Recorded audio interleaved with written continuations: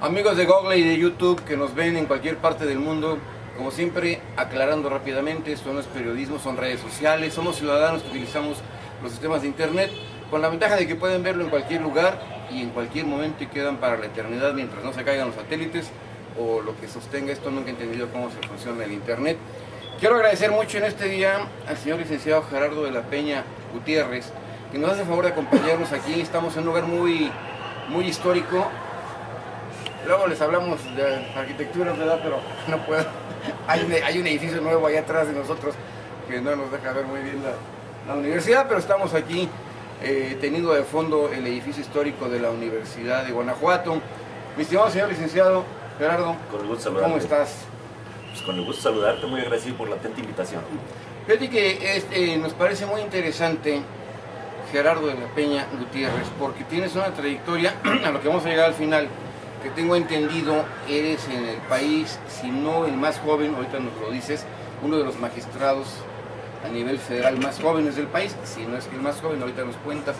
Pero yo quisiera empezar para platicar a la gente, porque tú eres muy famoso, pero hay gente que obviamente en Hong Kong o en Río de Janeiro tal vez no sepan, que nos contaras cómo empiezas. ¿Estudiaste aquí atrás?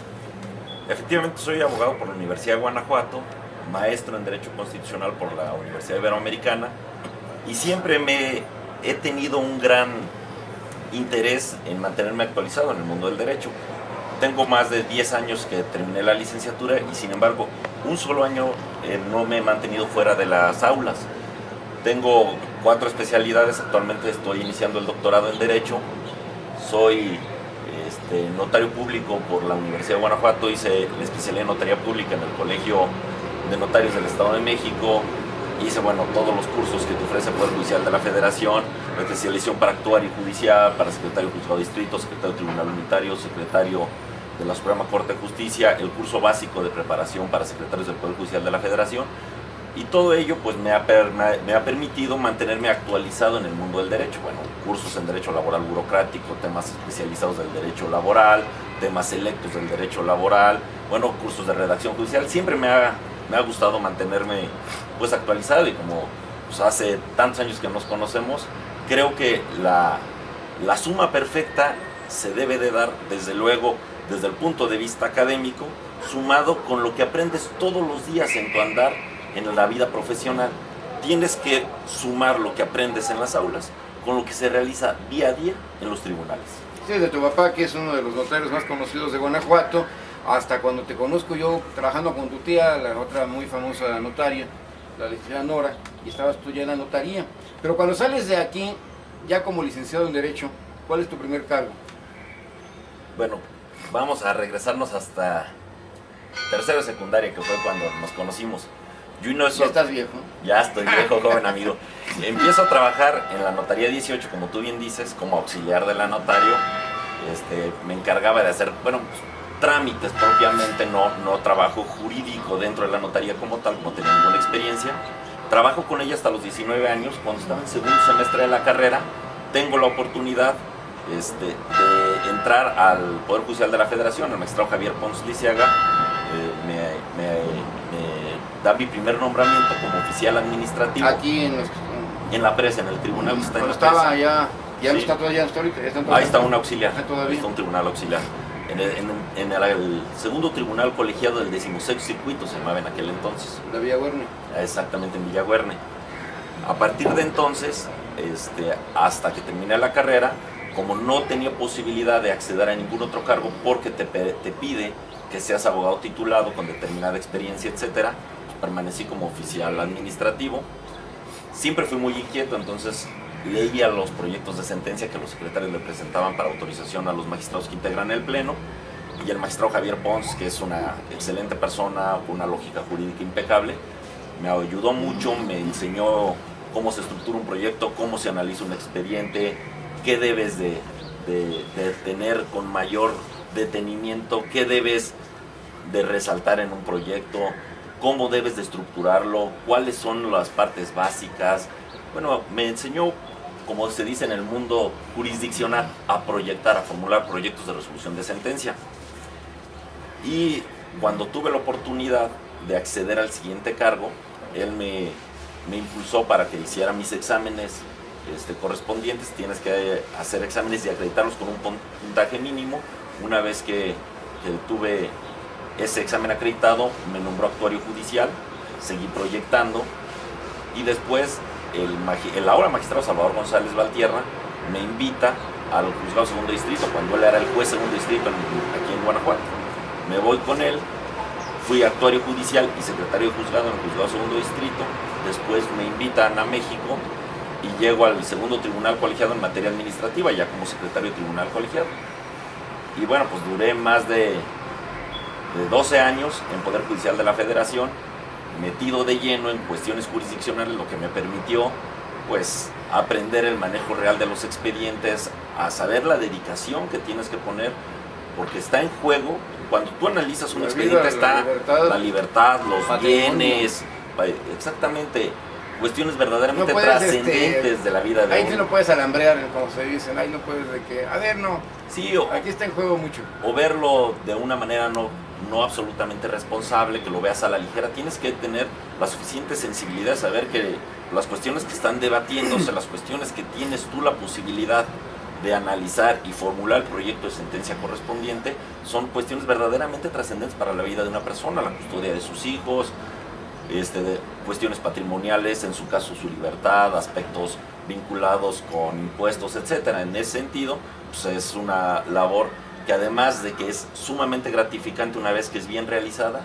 lo cierto es que sabes que está realizando y poniendo un grano de arena para buscar un México mejor, un México más justo, un México verdaderamente que permita que el fuerte no se imponga sobre el débil, sino equilibres. Es una posibilidad que te da de que la sociedad como tal pueda llegar a feliz término. Entonces es una labor la jurisdiccional, bueno, pues a mí me encanta. Sí, ¿no? Es muy interesante el término, ¿no? Que el fuerte no se imponga sobre el débil. Me gusta la frase, la idea. Y ciertamente en el Poder Judicial, no solo de la Federación, también en el estatal, pues hace falta la profesión de carrera, ¿no? O sea, no es como en otros cargos políticos que puedes ser diputado y luego te vas, luego puedes ser acá otra cosa. Hace falta una formación jurídica, ¿no? Desde abajo de toda la vida prácticamente. Yo creo que en todas las áreas, no solo en la jurisdiccional, tiene que haber una profesionalización, porque en cualquier aspecto de la vida pública, los improvisados son los que más daño pueden al final del día causarle a una institución. Y que no tengan interés en continuar. En ese sentido, si bien yo en este momento soy magistrado federal, no de un tribunal propiamente del Poder Judicial de la Federación, es un tribunal administrativo, es el Tribunal Federal de Conciliación y Arbitraje.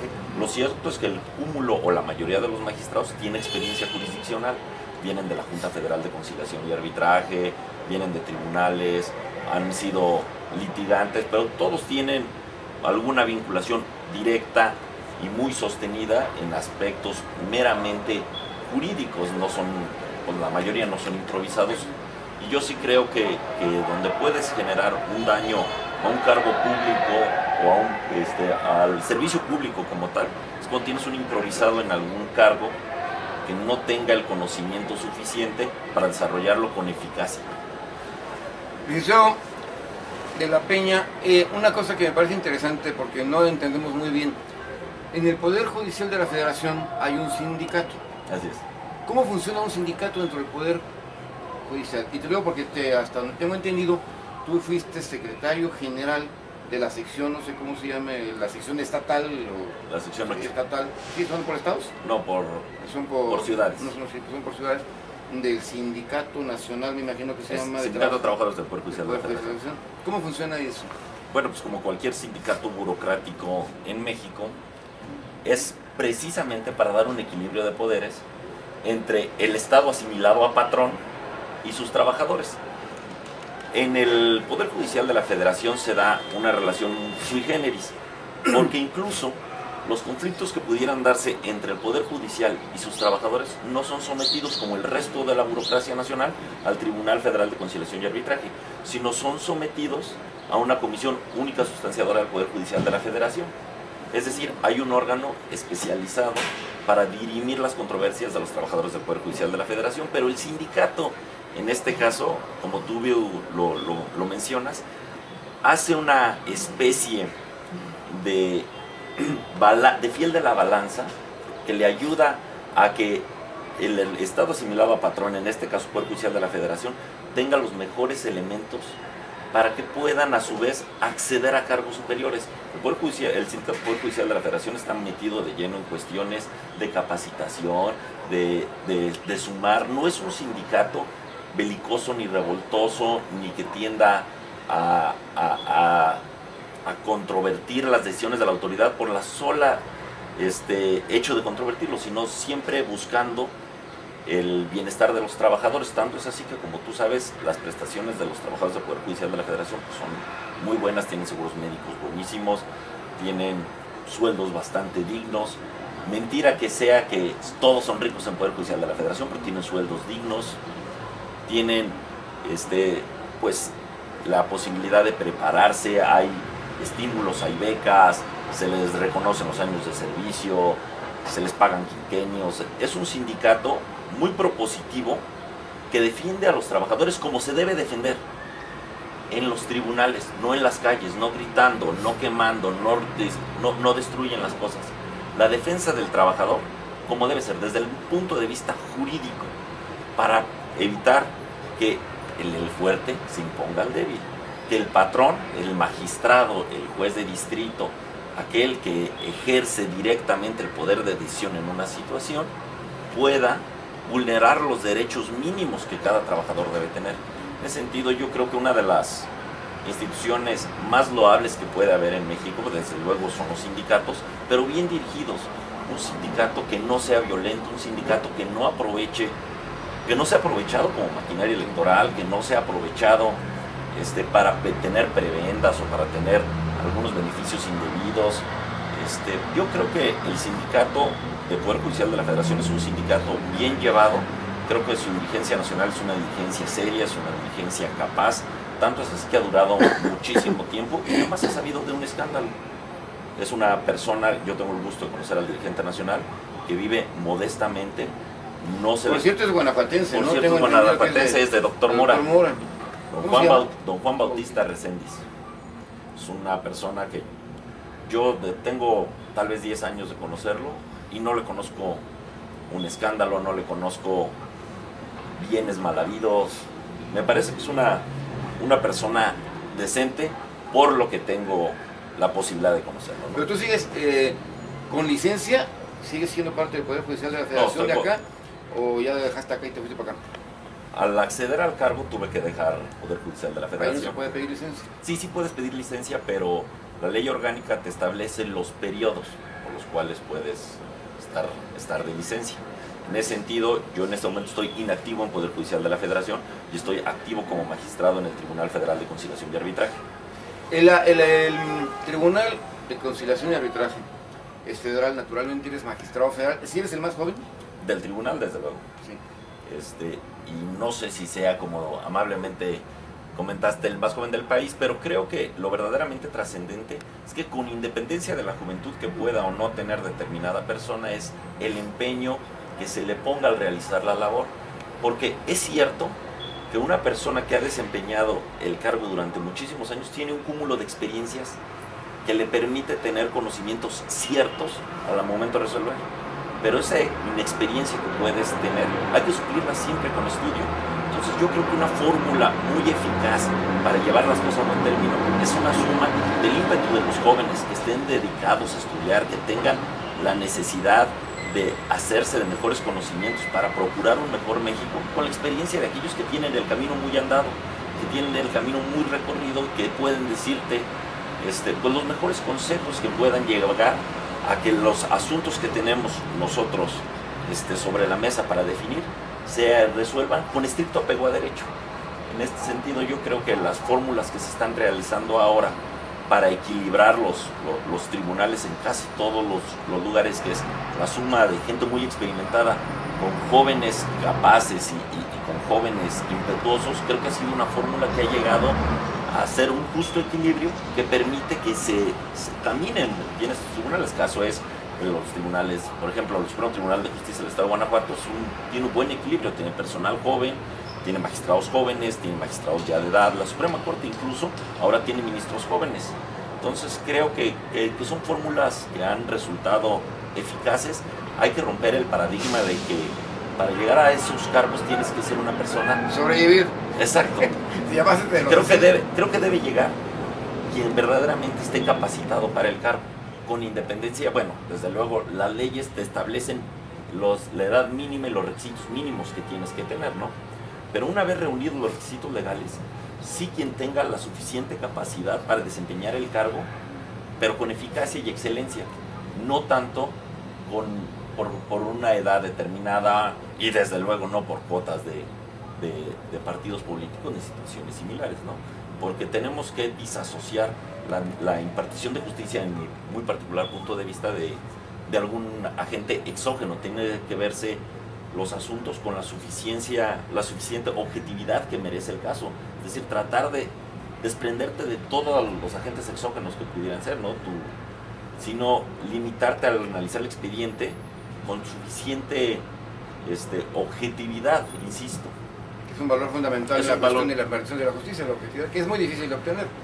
Pero objetividad, la excelencia, la imparcialidad. En el caso de ustedes debe ser el bien supremo, la objetividad. La excelencia, la imparcialidad, la búsqueda de la justicia, ¿no? El Tribunal Federal de lo Contencioso, de la Junta de Conciliación y Arbitraje, es Tribunal Federal de Conciliación y Arbitraje. Es similar a lo del Tribunal del Contencioso, son tribunales autónomos del Poder Judicial Federal. Exactamente, el Poder Judicial de la Federación no tiene a su cargo todos los tribunales que existen en México. Los tribunales federales, insisto, existen tanto tribunales administrativos como el Tribunal Agrario, el Tribunal Federal de Justicia Fiscal y Administrativa. ¿Qué sería el contencioso, de hecho? El símil del Tribunal Federal de Conciliación y Arbitraje es el que se encarga de dirimir las cuestiones de la burocracia federal. El Tribunal Contencioso del Estado de Guanajuato es el contencioso administrativo, es el símil al Tribunal Federal de Justicia Fiscal y Administrativa.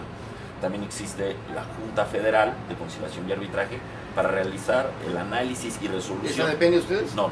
Es independiente. La Junta Federal depende de la Secretaría del Trabajo. ¿Y ustedes? Nosotros dependemos de la Secretaría de Gobernación. ¿Y los cargos de los magistrados federales, en tu caso, de conciliación y arbitraje, son del secretario de Gobernación o del presidente de la República o del Congreso? Es que por la naturaleza propia de ese tribunal existen 3 tipos de nombramientos que se dan ahí. Ese tribunal está integrado por 8 salas, cada una de las cuales se integra a su vez por 3 magistrados. Un magistrado presidente, un magistrado representante del gobierno federal y un magistrado representante de los trabajadores. El magistrado representante de los trabajadores es designado por la FEDSE o por la FEDESP. El magistrado representante del gobierno federal es designado por la Secretaría de Gobernación. Y el magistrado presidente, tercer árbitro, por estos 2 últimos. Se ponen de acuerdo tanto los trabajadores como los representantes del gobierno federal para definir un magistrado presidente de cada una de las salas. Y el magistrado presidente del tribunal es designación presidencial. Directamente. Así es. ¿Y tú cómo llegas? Yo soy magistrado representante del gobierno federal. ¿Ese es el del presidente? No, el de la Secretaría de Gobernación. ¿Cuánto el presidente tiene 2 competencias? El presidente tiene nada más, el presidente tiene directamente la nominación del magistrado presidente del tribunal. ¿Y cuánto duras en el cargo? El artículo específico de la ley que nos rige establece que los representantes de trabajadores y representantes del gobierno federal serán nombrados y removidos libremente por aquellos quienes los designaron. Los únicos que tienen un periodo establecido es el presidente de sala y el presidente del tribunal, que su nombramiento dura 6 años. O sea que tú vienes nombrado directamente por el secretario de Gobernación. Así es. Hay que tratarlo con más Oye, ¿y qué funciones son las que cumple? O sea, para la sociedad normal, para la sociedad como yo, común y corriente, más corrientes y comunes, ¿qué nos sirve o cuáles son las funciones que podemos tener del Tribunal Federal de Conciliación y Arbitraje? El Tribunal Federal de Conciliación y Arbitraje tiene una competencia especializada. Nosotros estamos dedicados de lleno y exclusivamente a dirimir controversias derivadas de la relación patronal que puede tener el Estado, asimilado a patrón, que es el término jurídico adecuado, con sus trabajadores. Es decir, nosotros resolvemos problemas burocráticos, laborales. En este sentido, nosotros nos dedicamos a ver cuestiones que tengan que ver con problemas intersindicales problemas colectivos o problemas individuales de los trabajadores con sus dependencias. Por ejemplo, si alguna persona que sea trabajadora al servicio del Estado es despedida injustificadamente, esa controversia se dirime con nosotros. Por ejemplo, si hay que un sindicato objeta las condiciones generales de trabajo, nosotros lo vemos, los registros de sindicatos, nosotros los vemos, hasta cosas muy sencillas como definir si una persona tiene derecho o no al pago de horas extras, nosotros lo vemos. Nosotros impartimos justicia desde el punto de vista laboral burocrático, insisto, es decir, para los trabajadores al servicio del Estado. Pues fíjate que eso me parece muy interesante platicarlo con la gente, porque nos hemos dado cuenta de que muchas veces las gentes, los ciudadanos normales, no sabemos con qué contamos o para qué sirven ciertos órganos, incluso programas sociales, dependencias, no sabemos y no podemos. Yo quiero agradecerte mucho, licenciado magistrado Gerardo de la Peña Gutiérrez, que nos hayas hecho el favor de platicar con nosotros, porque es muy interesante este asunto, y sobre todo lo del Poder Judicial de la Federación. Luego nos vamos con la idea equivocada que todo depende de un solo poder, pero tú puedes regresar al Poder Judicial de la Federación después. Sí, no, claro. Para acceder, por ejemplo, a los cargos de juez de distrito y magistrado de circuito, existen dos tipos de convocatorias, que eso sí dependen directamente del Poder Judicial de la Federación.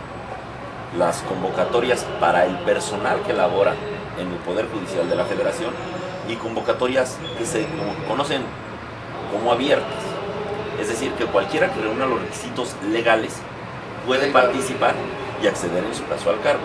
Entonces, de ser el caso que yo quisiera regresar algún día a Poder Judicial de la Federación y pretender acceder a un cargo como juez de distrito o magistrado de circuito, pues tendría la posibilidad de hacerlo en este contexto, como un participante en una convocatoria abierta.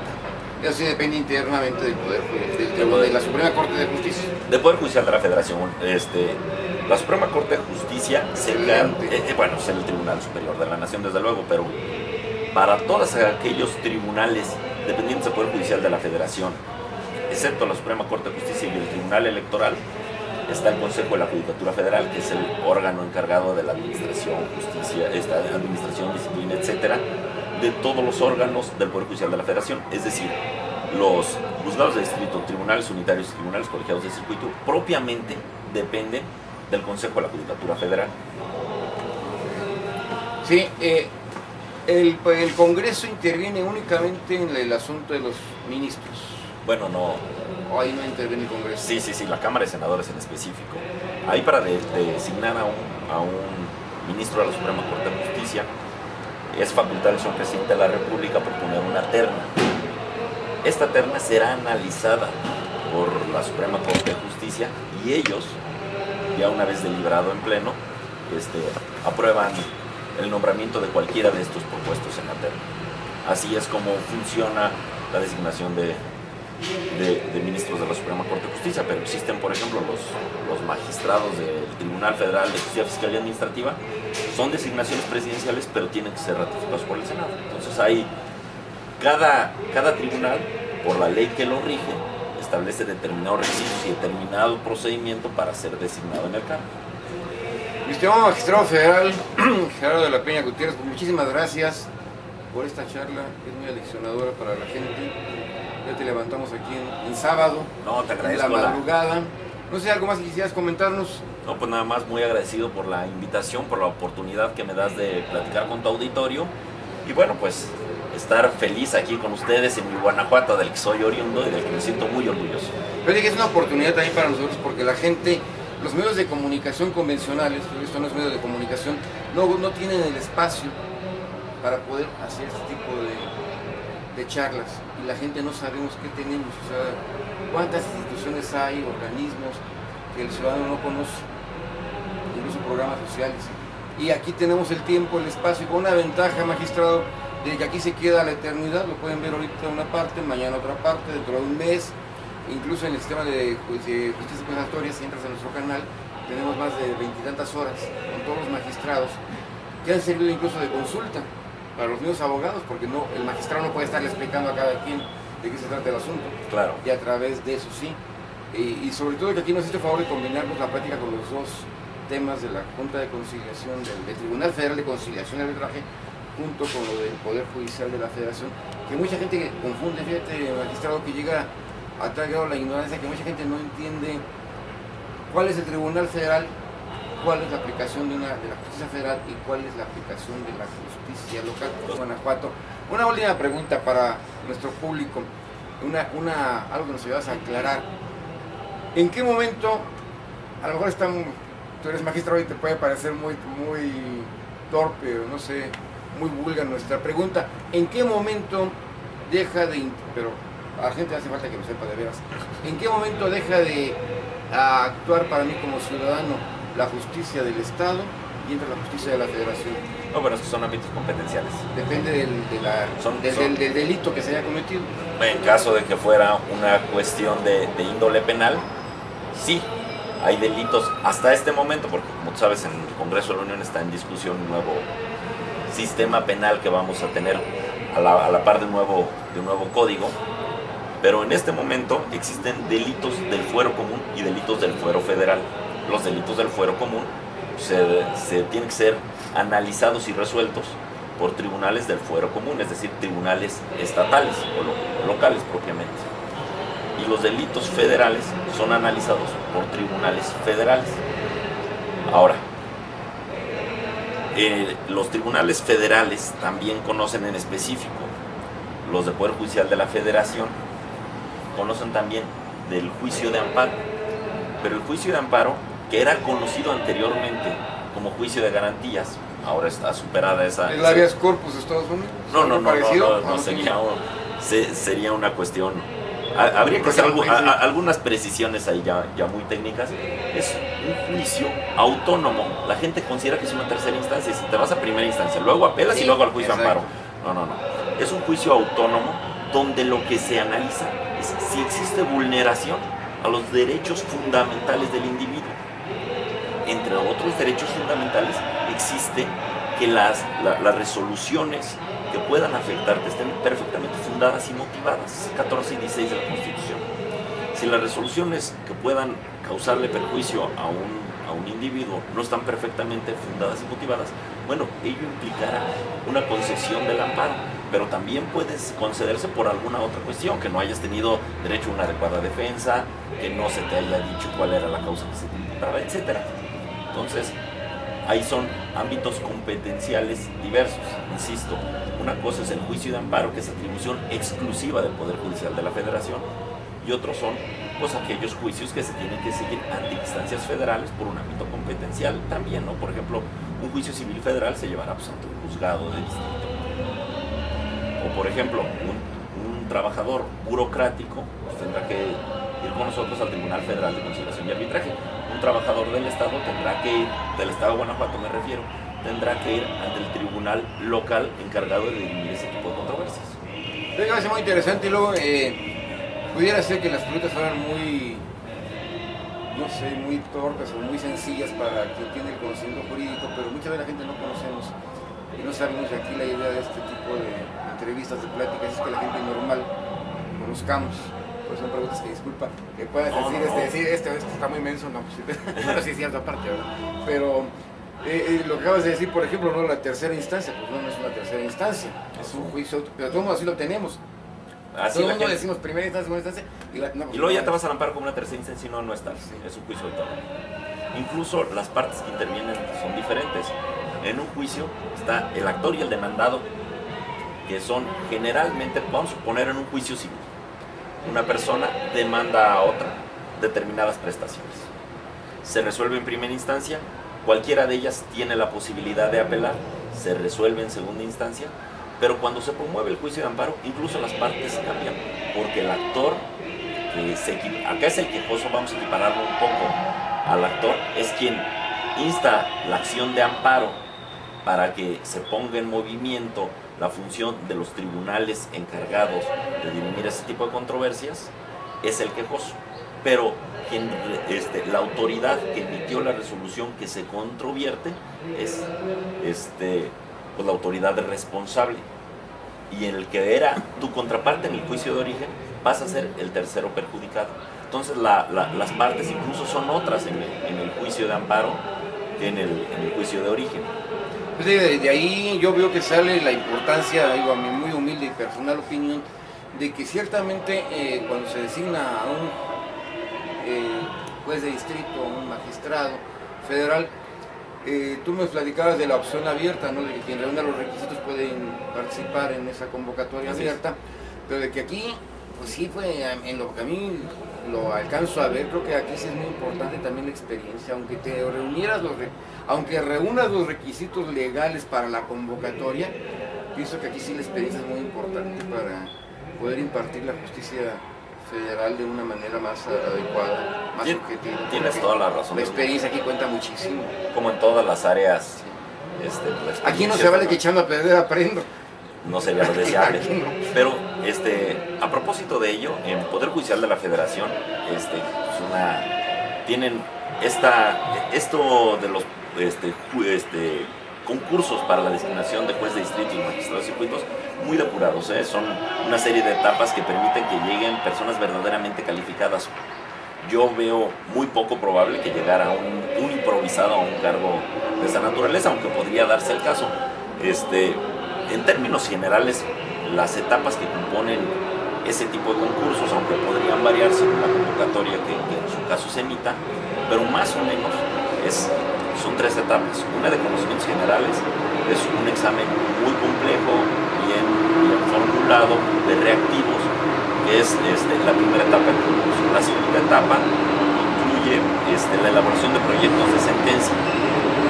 Esos proyectos de sentencia son analizados por un jurado creado por personal con conocimiento suficiente para analizarlo. Generalmente lo integra un consejero de la judicatura y jueces o magistrados según el cargo que se concurse.